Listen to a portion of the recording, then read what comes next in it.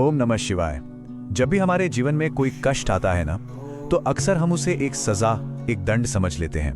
पर शिव कहते हैं, दुख दंड नहीं, दुख तो एक दिशा है। हम सबके मन में कभी न कभी ये सवाल जरूर उठता है कि आखिर मैंने ऐसा क्या किया जो मेरे साथ ये सब हो रहा है। और शायद हम ये भूल जाते हैं कि जीवन की जो कहानी है ना, वो सिर्फ इस एक जन्म तक सीमित नहीं है। जो कुछ भी घट रहा है वो असल में एक इशारा है, एक दिशा है। वो हमें कुछ सिखाने आया है। क्योंकि याद रखिए, कर्म कभी नष्ट नहीं होता, वो बस सही समय का इंतजार करता है। तो चलिए आज शिव के सबसे गहरे रहस्यों में से एक को समझने की कोशिश करते हैं, और वो रहस्य है कर्म।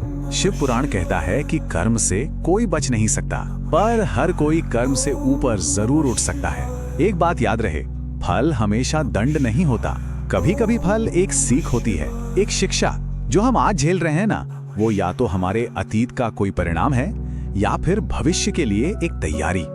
देखिए, कर्म के सिर्फ दो ही आधार हैं। पहला आपका कर्म, और दूसरा उस कर्म पर आपकी प्रतिक्रिया।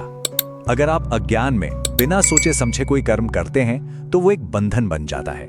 पर अगर आप पूरी जागरूकता के साथ कर्म करते हैं तो वही कर्म मुक्ति का मार्ग खोल देता है।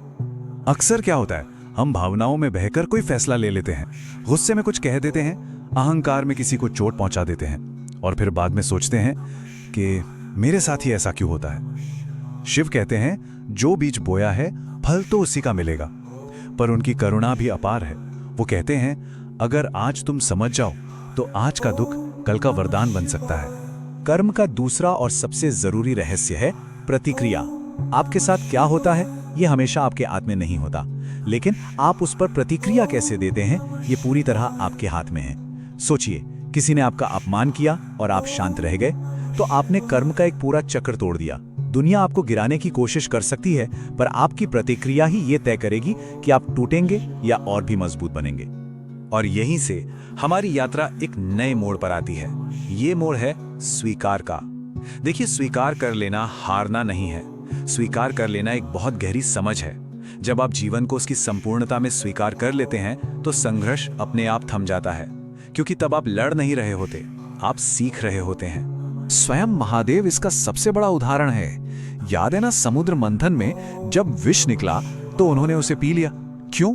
क्या वो उसे नष्ट नहीं कर सकते थे? बिल्कुल कर सकते थे, पर उन्होंने उस विष को स्वीकार किया। जानते हैं क्यों?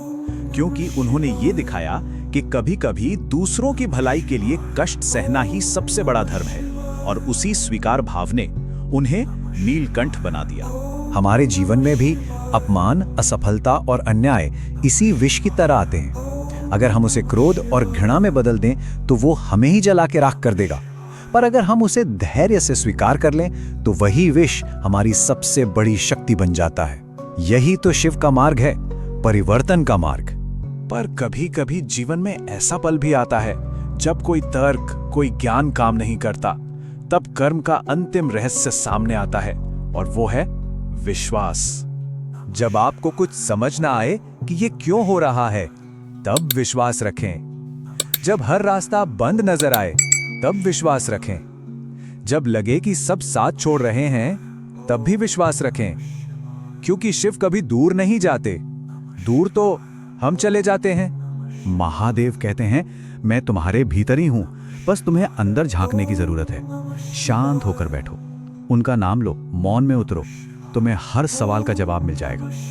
और हाँ, अगर आज आपको लग रहा है कि आपका जीवन बहुत कठिन है, तो एक बात हमेशा याद रखिएगा, महादेव सबसे कठिन भूमिका सबसे योग्य पात्र को ही देते हैं।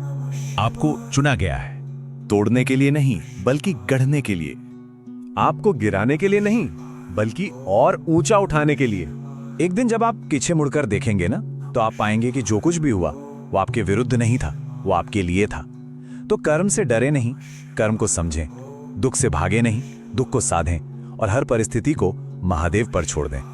और अंत में, अगर मन बहुत अशांत है तो बस एक पल के लिए अपनी आंखें बंद करें और पूरे भाव से कहें, हर हर महादेव। आप महसूस करेंगे कि एक गहरी शांति आपके भीतर उतर रही है, क्योंकि शिव बाहर नहीं, शिव भीतर हैं। ओम नमः शिवाय।